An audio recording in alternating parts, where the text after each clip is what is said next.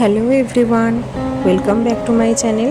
আশা করি আপনারা সবাই খুব ভালো আছেন, সুস্থ আছেন। সবাইকে দীপাবলির প্রীতি, শুভেচ্ছা, ভালোবাসা জানিয়ে আমি আমার আজকের ব্লগটা স্টার্ট করছি। এসছে দা এসছে। আচ্ছা দেখি দেখি। এই ভিডিওটা হলো কালী পুজোর দুদিন আগে। বোন এসছিল, আর আমরা কলকাতায় আসার পর থেকেই না মিঠির আর সোমের দুজনেরই খুব শরীর খারাপ, আর সোমের বাবারও অপারেশন হয়েছে। তো তার জন্য বোন এসছিল একবার দেখা করতে। আমি যদিও যাব পরে, বাট বোন এসছিল পরের দিনকে, আবার বাবা মাকে নিয়ে চলে গেছিলো। আর এইখানে চলছে হচ্ছে ভাইফোঁটার কথাবার্তা, ভাইফোঁটার প্ল্যানিং। তো বড়দি এসেছিল, বড়দিও সকালবেলাতে, আমার বড় ননদ সকালবেলাতেই এসেছিল, এসে একটুখানি 1 ঘন্টা থেকে আবার চলে গেছিলো। তো এখানে ভাইফোঁটার প্ল্যানিং চলছে।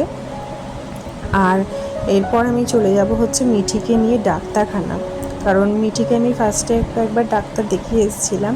তো তারপর আবার ওর সর্দি হলো, ওর পটির একটু সমস্যা হচ্ছিলো, তারপর আবার সর্দি কাশি। তো সেই নিয়ে সমানে চলছিলই, তারপর সোমেরও সর্দি কাশি। তো এখন আমি ফিরছিলাম হচ্ছে ডাক্তার দেখিয়ে, বোন আমার সাথে সেদিনকে গেছিলো, তারপর ওরা বাড়ি চলে গেছিলো। কলকাতায় আসার পরেই আমার উপর এতটাই প্রেশার পড়ে গেছিলো, মানে ঘরেতে একটা রান্নার লোকও পাইনি, রান্না করতে হচ্ছিল, বাজার, দোকান, সোমের বাবার ড্রেসিং, প্লাস আমার ছেলে মেয়েরও শরীর খারাপ, তাদেরকে নিয়ে ডাক্তারখানা যাওয়া, মানে খুবই বিচ্ছিরি একদম বাজে পজিশনে আমি পড়ে গেছিলাম। আর আমার মনে হচ্ছিল কতদিনে আমি একটুখানি মায়ের কাছে যাব, গিয়ে একটুখানি রেস্ট নেব, কারণ ওই একটা জায়গা যেখানে আমি রেস্ট নিতে পারি। শুধু আমার নয়, প্রতিটা মেয়েদেরই যখন বিয়ে হয়ে যায় তারপরে ওই বাপের বাড়িটাই একটা জায়গা থাকে যেখানে গিয়ে তারা রেস্ট পায় একটু। তো আমারও সেটাই মনে হচ্ছিল যে কতদিনে আমি যাব, একটু রেস্ট নেব।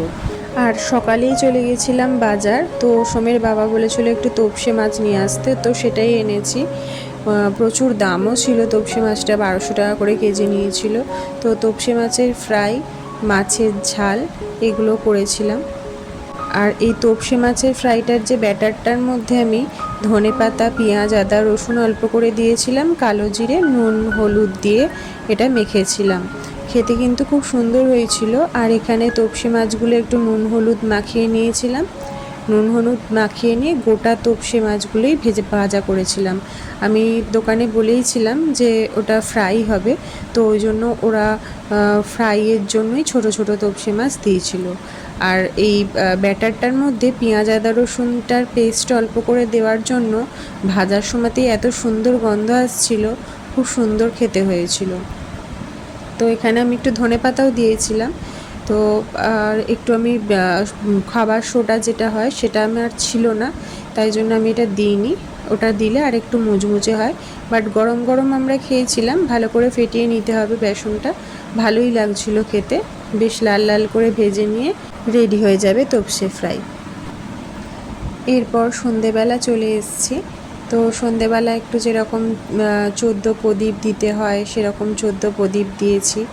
আর তার আগে ছিল ধনতেরাস। ধনতেরাসে এবারে আমার কিছুই কেনা হয়নি, কারণ এতটাই বিজি ছিলাম আর খুব টায়ার্ড, মানে মনে হচ্ছিলো আমি যখনই শোবো তখনই ঘুমিয়ে পড়বো, এরকমই এমন হয়েছিল। কারণ অলরেডি আমরা ট্রেনে এসেছিলাম, লেট ছিল ট্রেন, তো সেদিন ঘুম হয়নি।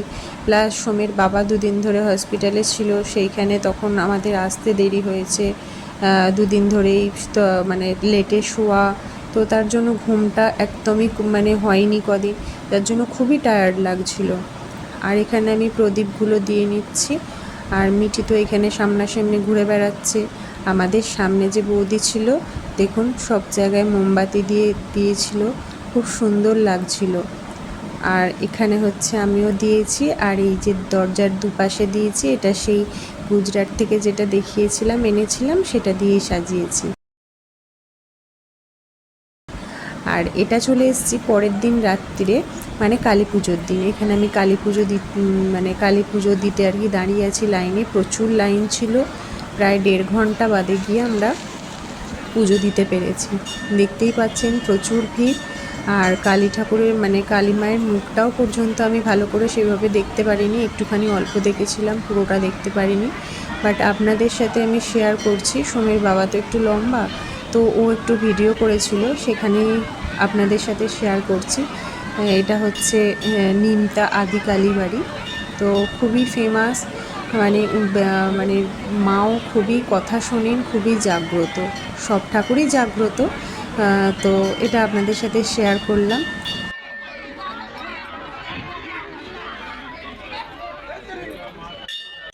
আর এবার হচ্ছে সোমের বাবা চলে এসছে বাজি ফাটাতে। আমার কেন জানি না বাজি ফাটানো মানে বাজি কেনা আমার একদমই ভালো লাগে না। আমার মনে হয় ওই টাকা দিয়ে কিছু তুমি ভালো কিনে খাও বা গরিব মানুষকে দান করো, ঠিক আছে, কিন্তু বাজি ফাটানোটা ওই বেশি টাকা দিয়ে আমার একদমই ভালো লাগে না। তো অল্প কটা সোমের বাবাকে বারণ করেছিলাম, অল্প কটা বাজি কিনে নিয়ে এসেছিলো, তো সেইগুলোই এখন ফাটাচ্ছে ওরা। আর আমরাও যখন ছোট ছিলাম না, তখন কোনোদিনও টাকা দিয়ে বাজি কিনতে লাগেনি। মোমবাতিটা একটা জায়গাতে রাখো বসিয়ে, বারবার বারবার মাচিসটা জ্বালাচ্ছ তুমি। আর আমার কাকার আসলে দোকান ছিল, তো আমার কাকা প্রতি বছর একটু করে বাজি পাঠিয়ে মানে আমার আর আমার বোনের জন্য পাঠিয়ে দিত। তো সেগুলোই আমরা ফাটাতাম, কোনোদিনও পয়সা দিয়ে আমাদের কিনতে লাগেনি। তো আমারও তাই জন্য মনে হয় যে টাকা দিয়ে বাজি কেনার কোনো দরকার আছে, কারণ বেশি বেশি টাকা দিয়ে এত মানুষ বাজি ফাটায়, সেই টাকাটা গরিব মানুষদের দান করলে আমার পার্সোনালি সেটাই মনে হয় যে তারা একটু উপকৃত হবে, তারা একটু খেয়ে পড়ে বাঁচবে। বাজি তো ফাটালাম, সেটা চলে গেল কিছুক্ষণের আনন্দের জন্য, কিন্তু যদি কোনো গরিব মানুষকে সেই টাকাটা দান করা যায়, তাহলে তারা একটু ভালো করে বাঁচতে পারে। আমার কথাগুলো কেউ পার্সোনালি নেবেন না, আমি আসলে এমনিই বললাম, আমার মনে যেটা হয় সেটাই আর কি বললাম। তো ওরা বাজি ফাটাচ্ছে, ওরা বাজি ফাটিয়ে নিক। আর এখানে মিঠির হাত ধরে, মিঠি ভয় পাচ্ছিল, ওর হাত ধরে আমি একটুখানি ফুলঝুরি ফাটিয়ে দিলাম, আর কি ফুলঝুরি পোড়ালো। তো আজকের মতন ব্লগটা এখানেই শেষ করছি। ততদিন আপনারা সবাই ভালো থাকবেন, সুস্থ থাকবেন। Happy Diwali, by.